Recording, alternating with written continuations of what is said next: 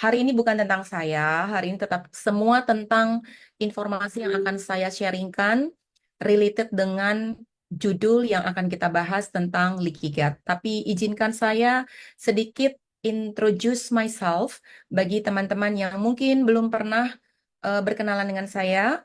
Benar, saat ini saya berpraktek di Jakarta, di Life Tree Clinic, di Jalan Hang Tuah Raya nomor 7, Kebayoran Baru, Jakarta Selatan.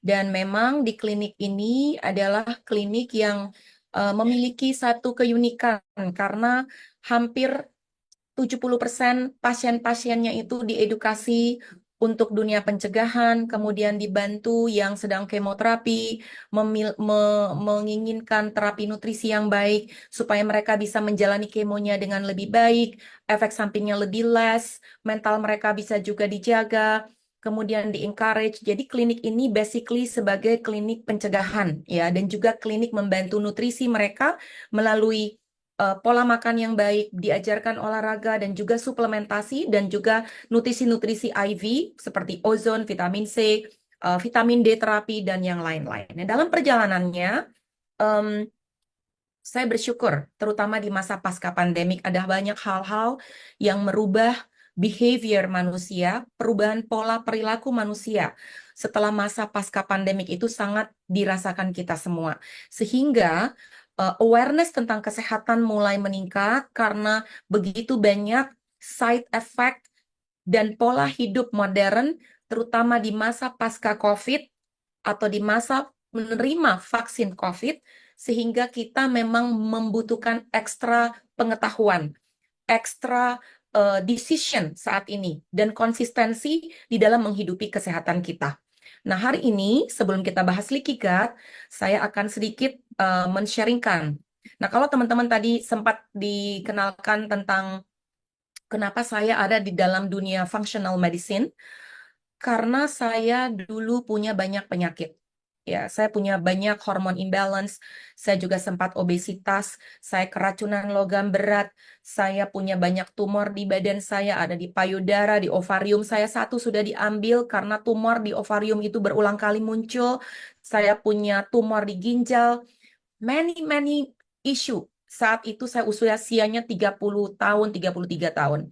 Tetapi dengan perkenanan Tuhan, saya diperkenalkan dunia integratif. Ya, dulu kita kenalnya integratif, sekarang kerennya fungsional. Itu sekitar tahun 2000, jadi hampir 25 tahun yang lalu ya. Dan saat itu saya tinggal di Amerika. Saya menjalani pola hidup detoksifikasi, mikronutrisi yang benar. Semua yang akan saya ajarkan ini sebenarnya saya mengenal itu sekitar 25 tahun yang lalu. Cuman saya terminologinya itu tidak kita kenal. Ya, seperti saat ini lebih keren. Dan tentunya saya melihat bukan karena secara teori saya belajar, tapi saya banyak menghidupi karena memang melewati masa-masa yang tidak mudah. Saya salah satu pasien yang juga mengalami SIBO, Small Intestine Bacteria Growth, kemudian saya mengalami GERD, berbelasan tahun, saya juga mengalami banyak masalah pencernaan. Jadi mungkin kalau saya ngomongin leaky gut hari ini, saya adalah saksi hidup bahwa saya bisa sembuh, saya bisa getting better, dan saya bisa menjalani hidup saya saat ini dengan lebih baik. Ya, oke, mari kita sedikit memberikan exploring, kita sedikit menjelajahi tentang dunia leaky gut syndrome atau orang kenal sebagai sindroma atau gejala usus bocor. Kok bisa ya gejala usus bocor? Kalau misalnya seorang dokter bedah melihat yang namanya usus bocor itu dari sisi, oh ada seseorang kecelakaan, kena trauma, ususnya bocor harus diperbaiki. Nah, apakah itu sama dengan yang mau kita jelaskan hari ini? Totally berbeda. Eksplorasi tentang leaky gut, bahasa Inggrisnya, atau gejala usus bocor, itu tidak bisa terlihat lewat endoskopi, bahkan lewat kolonoskopi, itu nggak bisa terlihat. Karena kebocorannya adalah kebocoran mikroskopik. Sangat-sangat halus kebocorannya. By the way, slide saya kelihatan ya? Slide saya kelihatan ya? Oke, bisa. Ya, Oke, bisa. Siap. Jadi, saya tutup ini sebentar. Oke, ini sedikit. Jadi kita hari ini akan membahas tentang kebocoran usus halus, di mana kebocoran ini mikroskopik, tidak bisa dilihat dengan melakukan pemeriksaan kolonoskopi, karena tidak bisa terlihat dengan kasat mata, tetapi sangat bisa terlihat melalui gejala yang dialami oleh pasien. Ini sedikit tentang saya. Kita nggak usah banyak go through, tapi ini sedikit pengalaman dan expertise yang Tuhan izinkan saya selama ini dengan ini adalah sosial media saya. Teman-teman bisa ikuti saya di Instagram, di Facebook, kemudian di TikTok, dan di beberapa tempat sosial media lainnya. Mari kita mulai. Nah, mendingan saya pakai slide sendiri begini deh. Nah, lebih baik begitu ya. Saat ini kita tahu bahwa global issue modern lifestyle ini seperti, ya kita pindah di sini deh.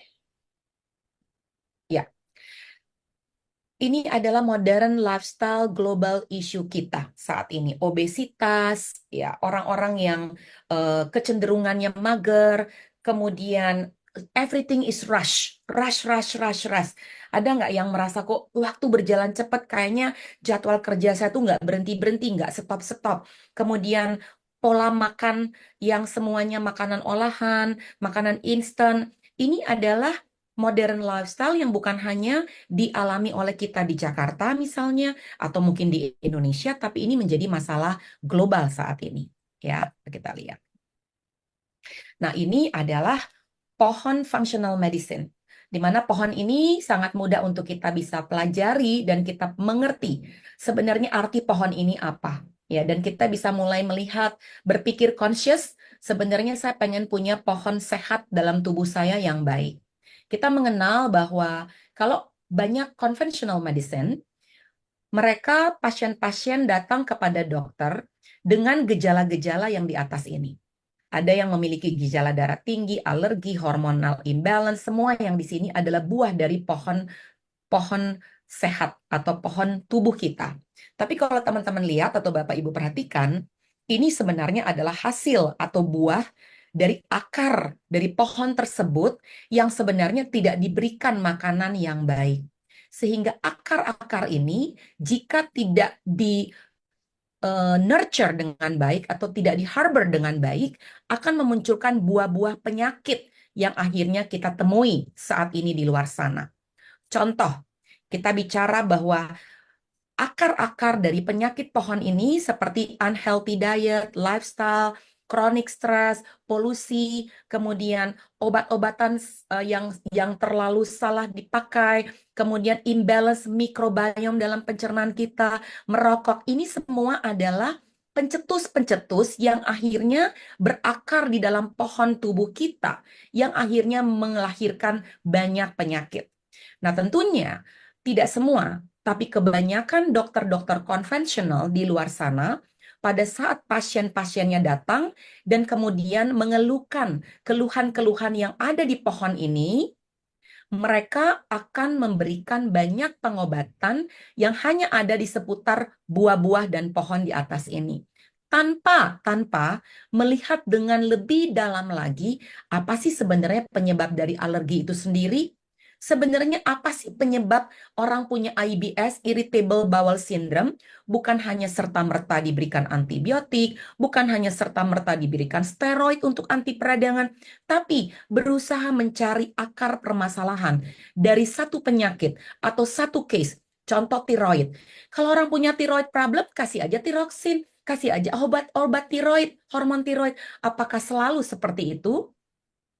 Di dalam pendekatan functional medicine atau integrative medicine, kita tidak selalu langsung memberikan obat tiroid, tetapi yang kita cari akar permasalahan dari problem tiroid tersebut yang biasanya berakar dari liver yang sulit mengeliminasi racunnya dan juga usus yang tidak diperbaiki daya serapnya. Hal-hal seperti ini yang menjadi akar permasalahan banyak penyakit. Nah, malam hari ini kita melihat dari akar permasalahan tersebut, kita akan atau kita ingin Bapak Ibu semua sehat dan memiliki akar-akar ini lebih banyak akar-akar yang baik, akar-akar yang sehat. Contoh, unhealthy diet kita ganti dengan healthy diet. Kita ganti chronic stress, kita ganti dengan happiness.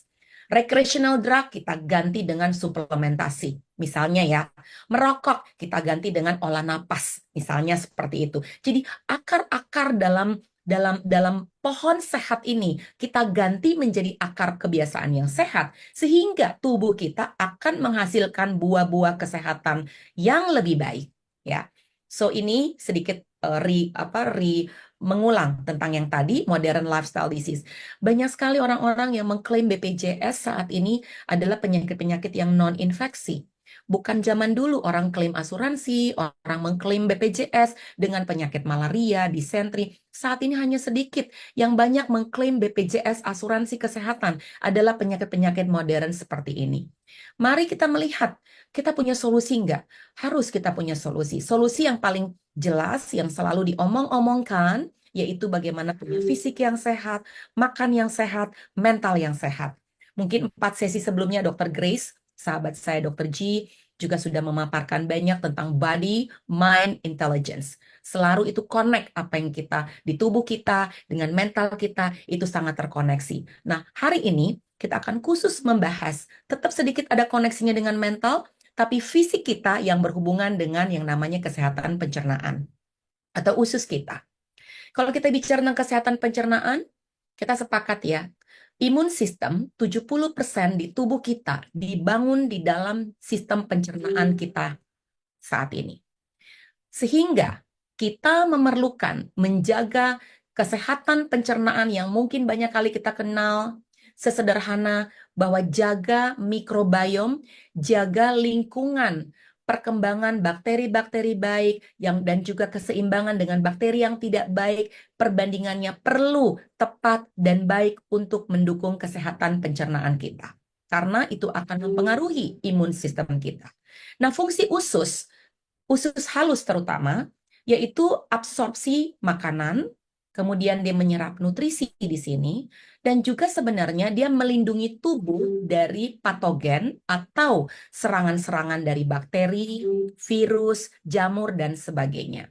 Itu sebabnya karena usus ini penting sekali, dia memegang peranan penting bagi kekebalan tubuh dan juga penyerapan nutrisi di dalam tubuh kita perlu sekali sangat menjaga kesehatan usus kita. Ada yang mengatakan Hippocrates, satu pepatah bahwa all disease begins in the gut. A bad digestion is the root of evil that sits in the bowl. Artinya apa? Banyak orang yang kalau BAB, dia suka nggak memperhatikan.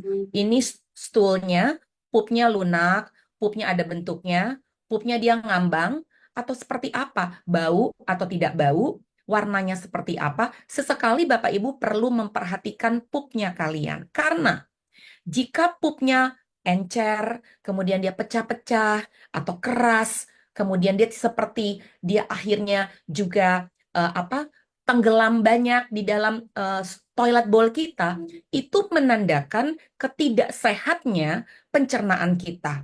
Dan dikatakan oleh Hippocrates, ini zaman sebelum dunia kedokteran dikenal loh. Hippocrates ini sebenarnya dikenal sebagai bapak kedokteran yang kalau saya lihat dia sebenarnya bapak dari functional medicine juga. Karena dia lebih banyak mengatakan dokter masa kini adalah dokter-dokter yang mengajar semua umat manusia tentang ilmu pencegahan. Dan dia mengatakan hampir semua penyakit mulai dari berakal dari usus kita.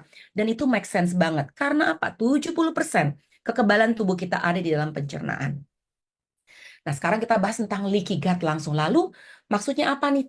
Bicara tentang kebocoran usus atau leaky gut. Ini artinya apa? Oke, ini artinya abnormal intestinal permeability. Oke, daya tembus usus yang tidak normal sehingga mengalami yang namanya kebocoran. Oke, itu disimpan dulu definisinya. So, kalau kita melihat anekdot ini atau gambar ini, usus yang tidak sehat atau pencernaan yang tidak sehat akan memberikan efek dari semua aspek kesehatan kita, baik mood kita, baik pencernaan kita, baik tekanan darah kita, metabolisme kita. Jadi, semuanya itu bukan hanya berbicara tentang gut issue akibatnya pada saat kita pencernaannya nggak baik, bukan hanya ada di pencernaannya, tetapi dia memberikan domino reaction terhadap kesehatan tubuh kita yang lebih kompleks. So, kembali lagi, please jaga kesehatan pencernaan kita. ya. Nah, kalau kita bicara all disease begins in the gut, teman-teman bisa melihat ini bahwa ternyata ya ini usus kita, usus usus halus, kemudian ini ada usus besar ya, atau kita lihat kolon. Bentar ya. Yes. Jika kita mengalami atau problem di dalam usus kita bermasalah, ini akan memberikan problem atau efek kepada kulit kita, hormon kita, terutama tiroid, mood kita, imun sistem kita, dan semuanya ada di sana. Itu sebabnya untuk menjaga kesehatan pencernaan kita, yang harus kita perhatikan pertama menjaga mikrobiom, perbandingan bakteri baik, bakteri jahatnya, disbiosisnya harus dijaga supaya tidak terjadi. Pola makan yang baik, exercise, stres, infection itu harus sangat dijaga di dalam kondisi seperti ini. Nah, kalau saya punya pasien misalnya 5 orang, 5-5 datang ke klinik saya, datang, saya punya problem dengan tiroid saya, dok. Saya mengalami brain fog, saya mengalami joint pain. Oke, clear, kamu punya Hashimoto. Ada yang datang saya, dok, saya punya masalah jerawat, saya punya masalah eksema. Oke, clear. Kita kasih diagnosa, kamu punya problem alergi. Saya punya masalah migrain, saya sering capek sekali. Oke, clear. Kamu punya masalah fatigue, kecapean, dan juga sering sakit kepala. Saya punya problem juga, dokter. Datang dengan alergi makanan, food sensitive. Oke, semua diagnosa kita akan kita berikan. Tapi, teman-teman atau Bapak Ibu bisa tebak, dari semua gejala yang ada satu hal yang common atau satu hal yang sama yang diderita oleh si Andrew, si Susan, si John, si Sarah, si Crystal, si Nicole yang punya problem eksema, yang punya problem dengan Hashimoto, yaitu thyroid autoimmune, punya problem dengan food allergy, bloating, sinus, migraine, yaitu mereka memiliki problem kebocoran usus. Sedih ya? Padahal banyak yang tidak menyadari ini koneksinya. Leaky gut ini adalah akar permasalahan dari banyak problem yang di sana. Jadi kalau orang ngomong gini, mereka punya problem tiroid, kenapa ususnya yang harus dibenerin? Karena usus yang sehat akan mempengaruhi hormon yang sehat, terutama tiroid kita. Konversi hormon-hormon tiroid salah satunya terjadi di liver dan usus yang baik. Jika kesehatan usus kita tidak maksimal, pasti hormon kita juga akan bermasalah, terutama si tiroid kita.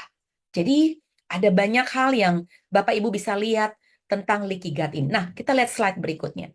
Jadi yang namanya kebocoran usus atau leaky gut, ini saya jelaskan begitu sederhana ya. Saya coba lihat ini bentar aja. Saya umpetin ini dulu sini deh. Oke. Jadi kalau teman-teman atau Bapak Ibu melihat ini adalah dinding usus kita, di mana dinding usus kita memiliki jari-jari. Ini jari-jari dinding usus sebagai penutup ya, seperti itu enggak saya wajah saya. Jadi lihat tangan saya. Ini adalah dinding usus yang memiliki fili, dan dia harus rapat. Di sini adalah ususnya, yang jalan adalah nutrisi, ya, makanan, semua ada di sini. Di belakang ini adalah aliran darah. Jadi kita usus, kalau kita lihat di mikroskop, kita belah, bentuknya seperti ini, ya. Di sini ada seperti, bayangkan selang ini, tapi kalau dibelah, selang itu ususnya ada bentuknya seperti ini. Jadi dinding-dinding usus ini ada junction atau ada fili-filinya. Oke, kembali kepada gambar saya tadi. Nah, yang normal ini harus rapat nih.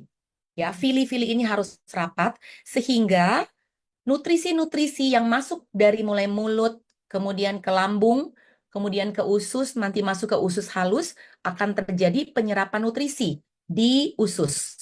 Dan tidak boleh ada apa? Tidak boleh ada perenggangan di sini. Jika ada yang namanya permeabilitas dinding usus yang meningkat atau daya tembus yang meningkat, itu akan terjadi apa? Kebocoran. Jadi yang di sini harusnya nggak boleh melewati. Ini sudah terjadi longgar.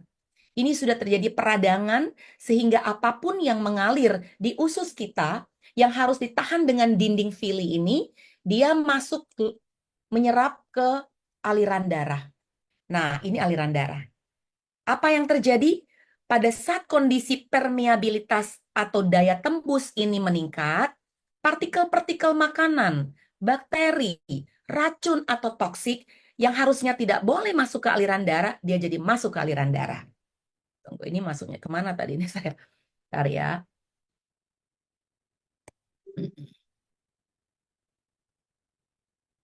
Bentar, saya stop sharing dulu.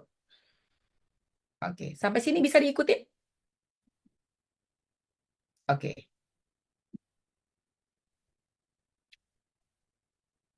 Nah, analogi yang sederhana. Teman-teman ya, lihat analogi ini.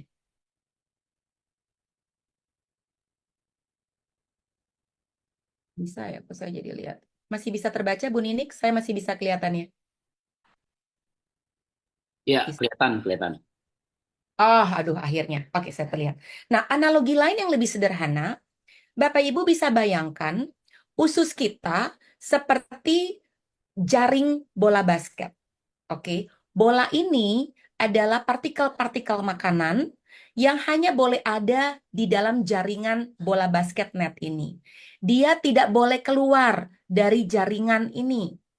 Jika kita menggunakan banyak antibiotik, jika kita sering terjadi infeksi, kemudian bentar-bentar minum antibiotik, jika kita banyak mengkonsumsi makanan-makanan yang men-trigger peradangan, salah satunya makanan-makanan gluten, tepung, makanan olahan, jika kita banyak mengkonsumsi steroid, obat-obat steroid, jika kita kekurangan vitamin D, jika kita kekurangan zinc, jika kita kekurangan selenium, wow, jika kita banyak mengkonsumsi makanan-makanan dari dairy, susu sapi, apa yang terjadi? Bocor. Bocor. Netnya atau jaringnya bocor, bolanya nembus keluar. Sedih ya. Sehingga, kembali lagi, sehingga yang harusnya rapat di sini, filinya, dia jadi longgar. Makanan, bakteri, toksin yang harusnya tidak boleh nyampur di dalam aliran darah, keluar masuk ke aliran darah. Nah, apa yang terjadi? Ini penting untuk mengerti.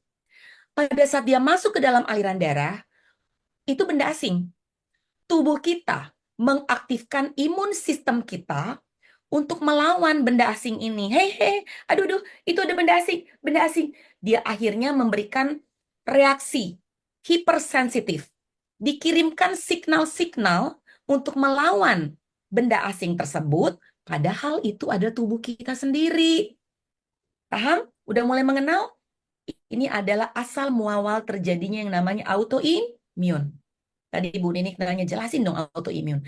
Autoimun diawali dasarnya dari leaky gut.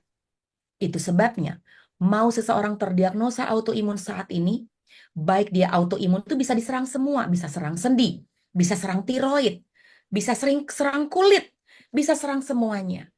Akar permasalahannya yang paling harus ditutup adalah junction atau sambungan dinding-dinding vili usus ini.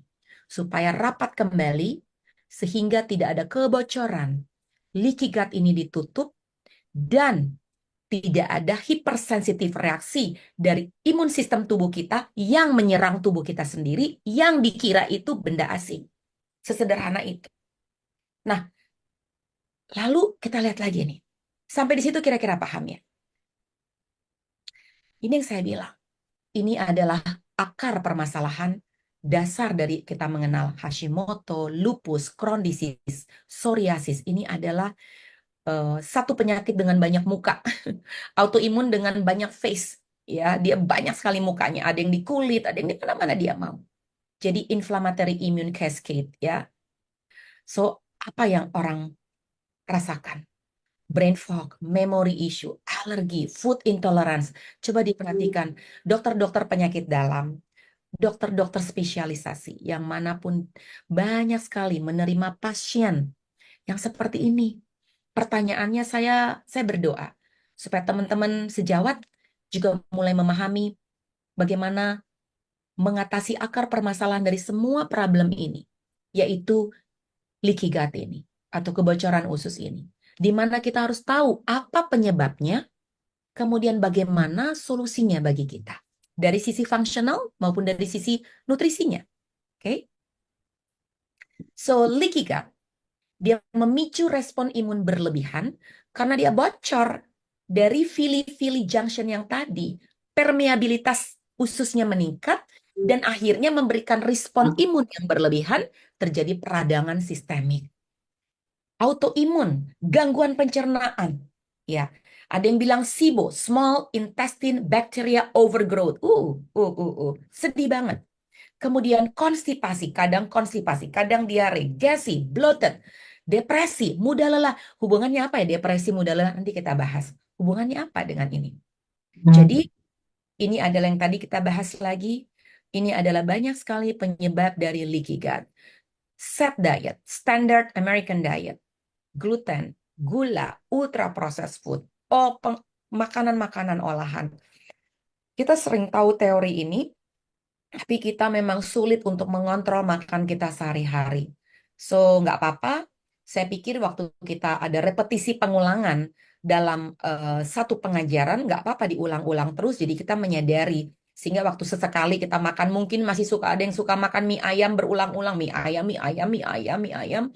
Kita paling tidak kita ngerti, iya juga ya, gue makan mie ayam tiap hari, usus gue bisa jadi inflamasi, gue jadi bisa leaky gut. Aku harus mengurangi konsumsi mie ayam.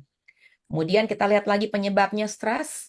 Nanti kita bahas kenapa stres bisa hubungannya apa dengan usus kita. Penggunaan antibiotik jangka panjang, penggunaan PPI, acid blocker. Bentar-bentar, aduh aku nggak enak banget kayak GERD, langsung minum lansoprazole, langsung minum Nexum, langsung minum obat-obat yang katanya untuk menurunkan asam lambung. Padahal sebenarnya bukan itu solusinya. Justru kita kekurangan asam lambung karena nanti kita bahas hubungannya dengan stres. Ini sedikit nanti kita bahas lagi, tapi solusi yang paling penting kalau kita sudah tahu penyebabnya, ini makanan-makanan pemicu inflamasi dan ini sangat-sangat berpengaruh di ususnya karena di dalam usus ini adalah tempat penyerapan nutrisi. Jadi gluten, gula, diulang-ulang kembali nih adalah makanan pemicu inflamasi.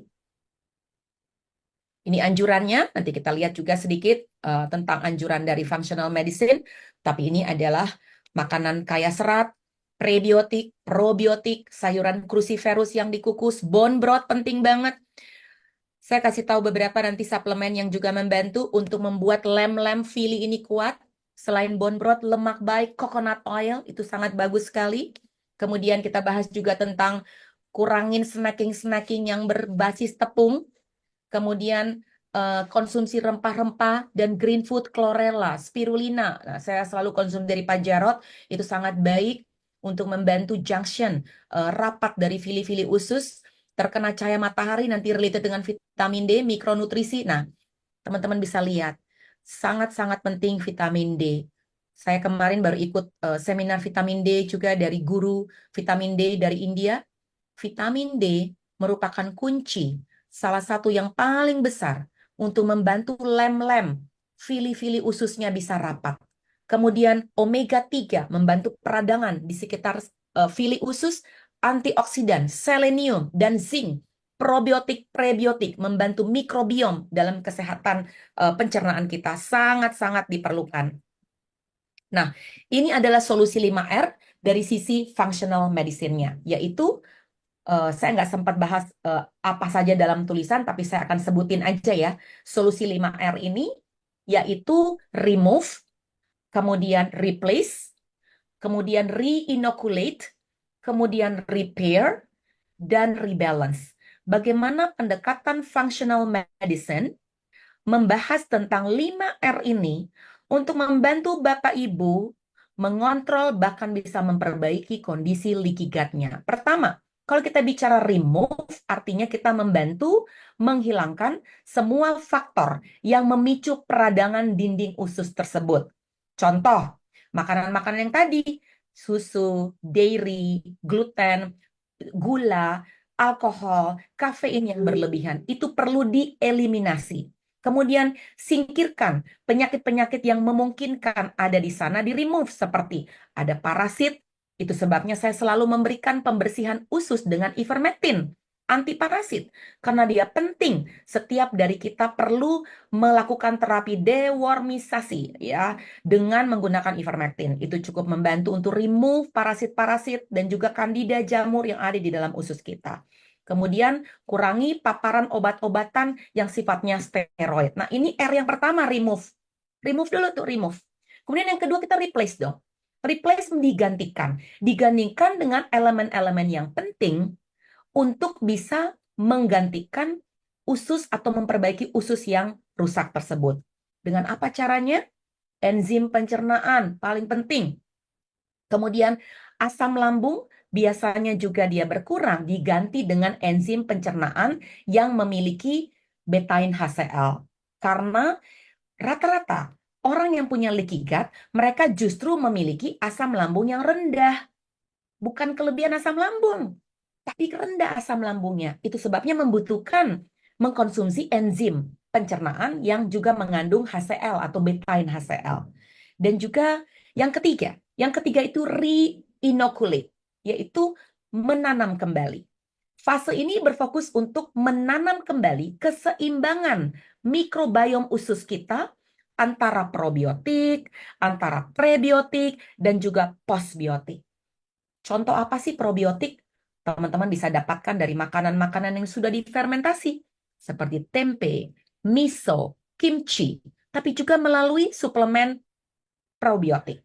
Ya, dan makanan-makanan prebiotik seperti serat, bawang putih, ya. Tapi untuk beberapa orang yang masih kena infeksi SIBO, ya, jangan dulu konsumsi bawang putih. Tapi in general, makanan-makanan yang sifatnya prebiotik itu dari serat-serat yang tinggi, ya. Asparagus juga.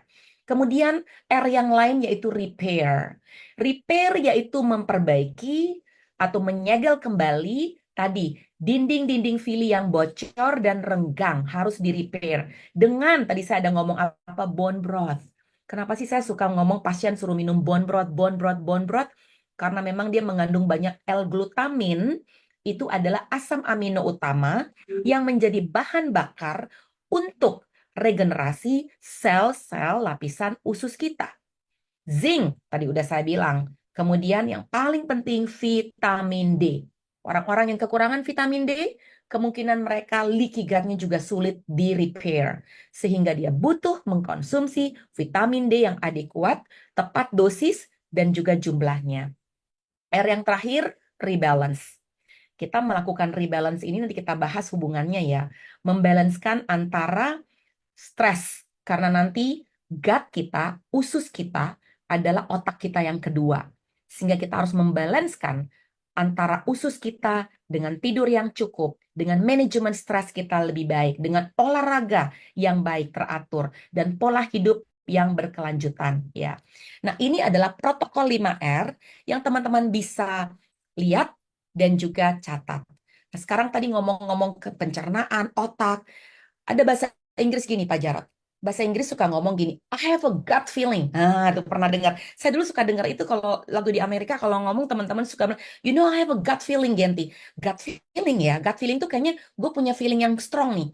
Sebenarnya bahasa Inggris tuh ada kosakatanya. Jadi gut itu mereka ngerti. Gut feeling berarti ada hubungan emosi antara usus kita dan juga dengan otak kita.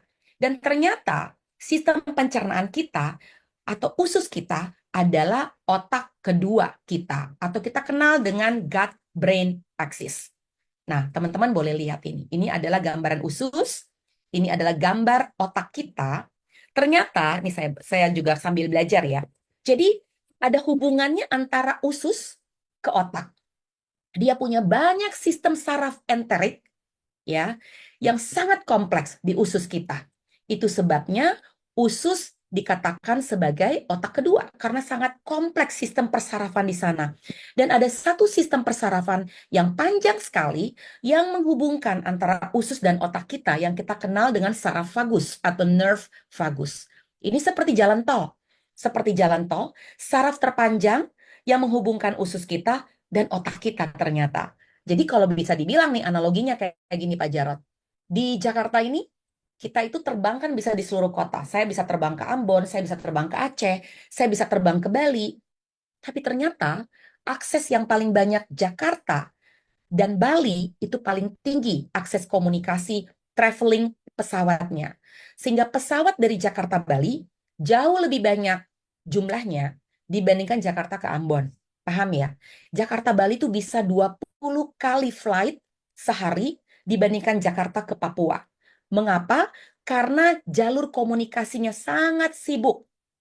Di organ tubuh kita, jalur yang paling penting, yang sangat besar hubungannya dengan semua organ dalam tubuh kita, yaitu jalur komunikasi usus dan otak kita. Dihubungkan dengan satu jalan tol yang namanya saraf vagus atau nerve vagus. Itu sebabnya kita harus memperhatikan sekarang mulai, oh ternyata karena begitu kompleks sistem persarafannya di usus, ternyata dia punya koneksi ke otak kita. Bahkan penelitian-penelitian belakangan jurnal dari functional medicine atau dokter-dokter di Amerika sana, mereka mulai mengatakan, oh ternyata mikrobiom-mikrobiom yang ditemukan di usus, banyak juga yang sama jenisnya ditemukan di otak kita. Segitu kompleksnya ya ternyata ya. Yang kedua, hubungan usus dengan otak, yaitu dia juga memberikan yang namanya pabrik hormon. Pernah tahu hormon-hormon yang happy, yang namanya serotonin. Ya, Pak Jarod sering mengajarkan itu tentang serotonin hormon. Itu adalah satu zat kimia yang diproduksi. Ternyata 90% serotonin hormon kita diproduksi di usus kita. Jadi, kalau kita happy, mood kita ya, terutama dengan happiness ini, kemudian hati lega, itu ternyata diproduksi 90% di usus. Jadi, kalau usus kita tidak sehat, artinya produksi serotonin ini juga akan terganggu. Nah, pada saat kita nggak stres, ini bisa lihat gambarnya. Kita tidak stres, sensori dan motorik function dari persarafan kita baik. Kita punya apa? Motilitas pergerakan usus itu baik, normal, sekresi enzimnya juga bagus, motilitasnya, gerakan ususnya juga bagus. Jadi nggak ada tuh yang namanya produksi-produksi asam lambung yang jelek dan tidak semua normal. Kalau kita oke, komunikasinya good, bisa terkontrol, namanya rest and digest, yaitu saraf parasimpatis kita yang lebih dominan. Ya, parasimpatis kita dominan, kita happy. Ini yang terjadi, hubungan koneksinya atau vagus nerve-nya antara usus dan si otak itu bagus koneksinya. Tapi apa yang terjadi jika kita stres? Waktu kita stres jadi korslet. Ada reaksi tubuh yang namanya fight or flight. Fight or flight waktu kita stres. Di mana terjadi apa? Otak kita karena sinyal-sinyal ini akhirnya jadi melambat. Sinyal melalui saraf vagus tadi yang jalan tol tadi mulai memperlambat gerakan usus kita. Tuh, dia mereduce gut motility. Karena defense mechanism tubuh waktu dia stres membuat si saraf vagusnya membuat berkurang gerakan ususnya. Enzim-enzimnya diproduksi jadi berkurang. Oh, serem bang. Inflamasi usus leaky gut-nya jadi semakin banyak. Permeabilitas atau daya meningkatnya ya. Yang tadi itu saya bilang tadi, mulai menembusi lebih mudah dan lebih tinggi. Seluruh tubuh terjadi inflamasi. Ini adalah stres yang berefek dengan digestion. Hormon serotonin juga diproduksi jadi berkurang karena stres. So please, kita harus melihat mengapa sih orang stres jadi langsung, aduh kayaknya perut gua jadi nggak enak, lambungnya jadi rasanya jadi berantakan. Karena apa? Terjadi pengurangan produksi enzim, otak kita, si tadi nerve vagus tadi memperlambat gerakan usus kita. Semua terjadi di sini. Inilah yang berhubungan antara gut atau usus kita dan brain otak kita. So, salah satu solusi yang tadi kita perhatikan secara functional medicine yaitu apa?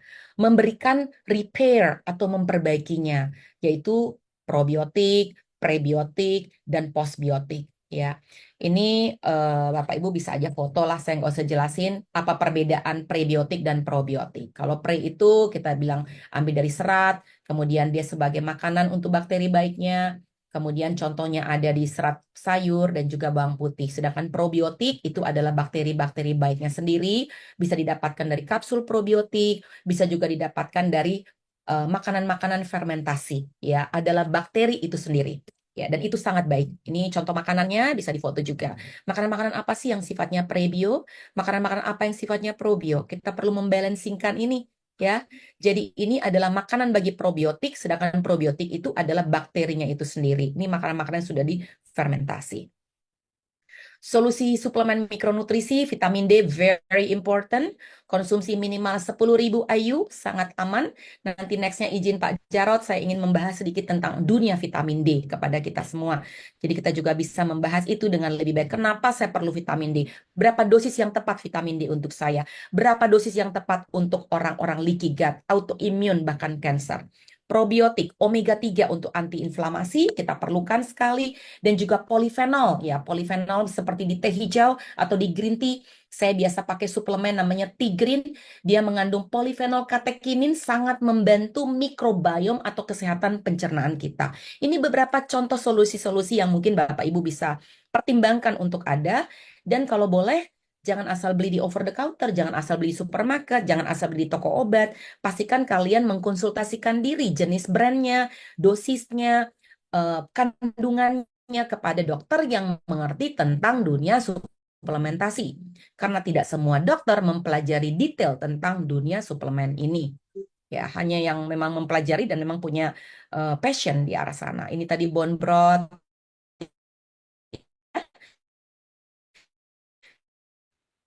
bisa konsumsi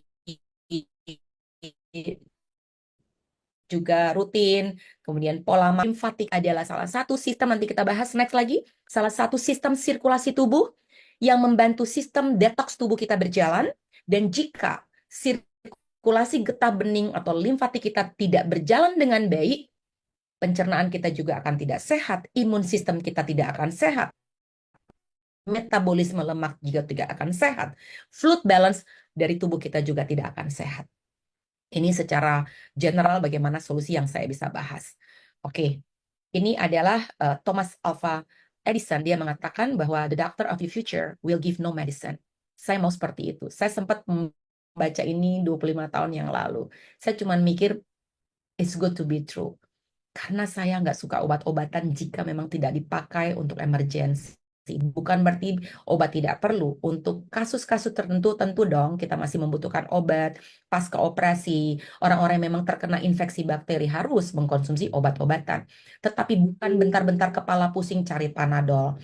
Bentar-bentar encok dikit cari allopurinol. Asam urat baru naik dikit cari allopurinol. Padahal sebenarnya asam urat itu coba aja cut off karbohidrat. Bentar-bentar dikit lagi livernya bermasalah, kolesterol bermasalah, cari lagi statin, cari lagi Crestor. Padahal akarnya yaitu apa? Kurangin karbo, kurangin fruktosa dari buah. So dia mengatakan, the doctor of the future will give no medication, but will interest his patient in the care of the human frame, diet, and in the cause of prevention of disease. Hari ini saya divisit oleh Dinas Kesehatan. Klinik saya ada meningkatkan perizinan, dari dinas bertanya, Dokter Genti ini klinik apa? Saya bilang ini klinik dokter umum, tetapi keunikan klinik ini, saya memiliki satu moto, yaitu ilmu pencegahan.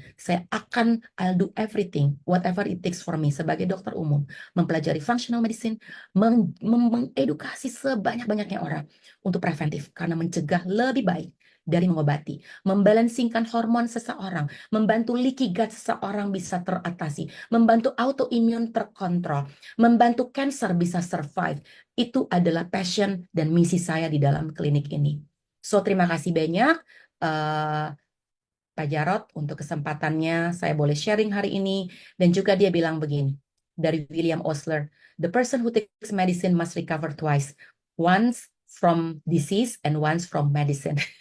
Setuju ya? Jadi teman-teman, orang-orang yang mengkonsumsi medicine, dia harus recover 2 kali. Yang pertama dari recover dari penyakitnya, tapi juga yang kedua recover dari efek samping dari obat-obatannya. Ya, artinya mari kita semua menyadari bahwa healthy lifestyle itu penting. Jaga kesehatan pencernaan kita dengan baik. Pastikan bahwa semua penyakit-penyakit yang tadi saya sampaikan ada koneksinya dengan pencernaan kita. Terima kasih banyak Bu Vera. Terima kasih banyak. Terima kasih banyak. Terima kasih banyak. Saya mungkin akan minta bantuan closing dari sahabat saya, Ibu Ros, sebelum saya kembalikan ke Pak Jarod. Bu Ros bisa masuk? Bisa sharingkan satu dua slide buat saya di sini? Ciros? Oke. Bisa dibantu? Bisa. Nomor WA saya nanti bisa dicatat. Silakan. Ada yang mau konsultasi dengan saya? Boleh? Yang Nanti mau akan diberikan. share apa Ibu Rus namanya? Saya Iya, jadikan namanya Roslin. Ada di sini Roslin. link. Oke, Coba saya kita jadikan masuk. koas dulu ya. Kalau enggak dia nggak bisa share. Oke, tunggu sebentar. Saya cari RRR Roselin. Oke, tunggu ya sebentar. Oh, tunggu. Iya, Oke, ada di sini Roslin. Iya, terima kasih. Saya jadikan koas dulu. PPRS. ya ada di Roslin. Oke, Bapak Ibu, saya cari. Oke, IRO, ya. Saya chat ya, yang nomor HP saya chat ya di sini ya, ya. ya, Roselin Yahya. Oke, bentar. Saya... 812-84-72-7219. Tapi nanti Ibu Ros sendiri yang akan kasih beberapa scan code supaya teman-teman bisa langsung eh ya, silakan. Sudah bisa, ya. Silakan Bu Silakan, Roselin, sudah bisa. silakan Bu Ros. Ya, selamat malam. Wajahnya Bu Ros ada di mana? Sebentar saya lihat ada di sini. Oke. Oke, saya share screen.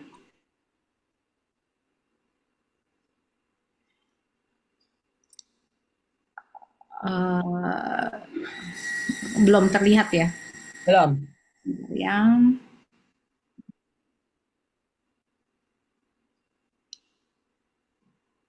hmm, Ya, belum. Double click to enter full screen mode.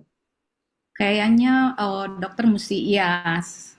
Oke, Bisa atau enggak send it to me now? sebentar ya.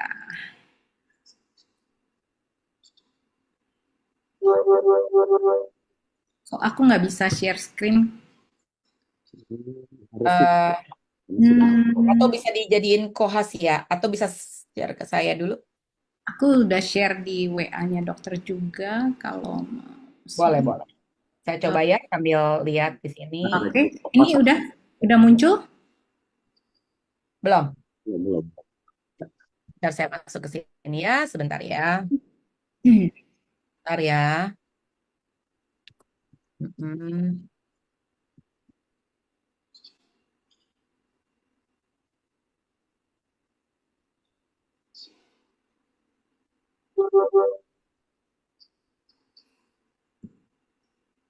Saya lagi coba buka slide-nya sedikit. Ya, gimana?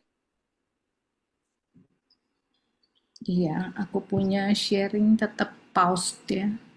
Oke, maaf ya, Bapak. Atau Bu Ros sambil ngomong aja dari slide itu. Saya lagi coba buka dari sini. Silakan Bu Ros. Ada yang mau diomongkan? Ini 64%. Saya sedikit ini. Boleh ada pertanyaan? Silakan.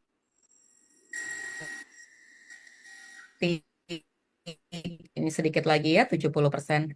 Hampir. Oke, awal benar. Oke deh. Ini 72%. Cukup banyak. Saya lihat dulu ya. Nanti saya buka dari slide saya. Kok aku nggak bisa ya? Maaf ya, semua. Saya lagi buka aja dari saya. Dari saya, Bu Ros. Saya lagi download.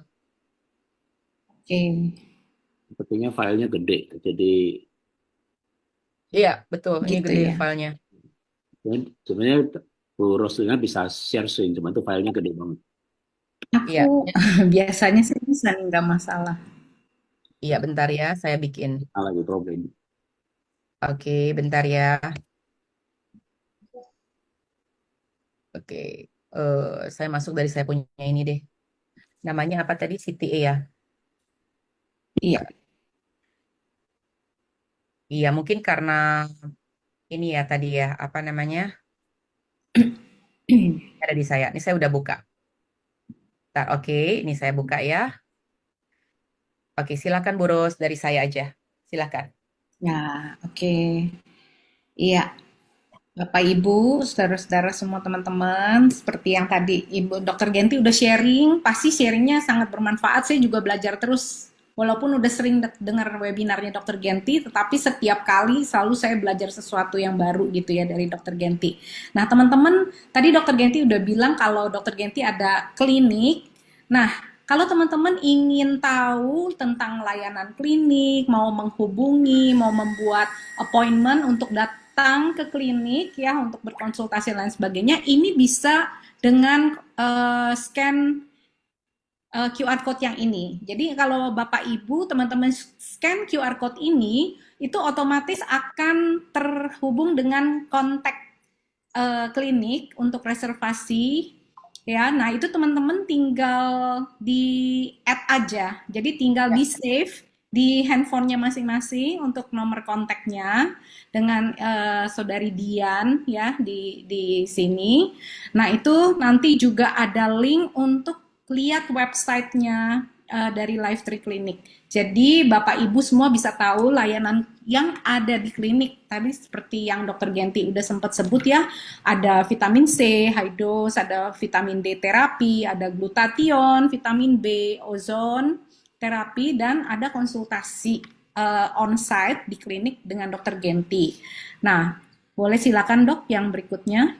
Nah, untuk konsultasi yang online, teman-teman bisa scan QR code ini, bisa langsung aja nih teman-teman, atau mau di foto dulu ya, di screenshot. Nah, ini dari QR code ini teman-teman bisa langsung isi form untuk mendaftarkan kalau ada yang mau konsultasi online.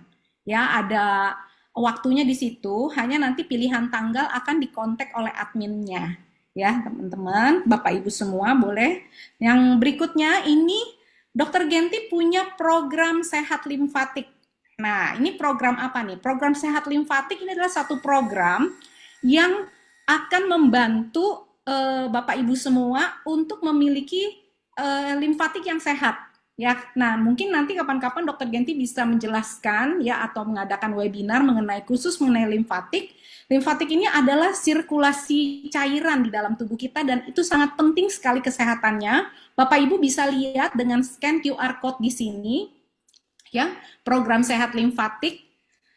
Dan ini fungsinya banyak sekali dengan sehat limfatik, bukan cuma limfatiknya sehat, tetapi Bapak Ibu bisa juga mengadakan atau melakukan fat loss activation, ya, jadi supaya metabolisme tubuhnya lebih sehat. Oke, jangan lupa ini scan QR code itu, dan yang berikutnya ini adalah QR code sosial medianya Dr. Genti. Ya, jadi Bapak Ibu pastikan follow sosial media Instagram, yang sebelah kiri dan yang sebelah kanan itu adalah TikToknya Dr. Genti ya untuk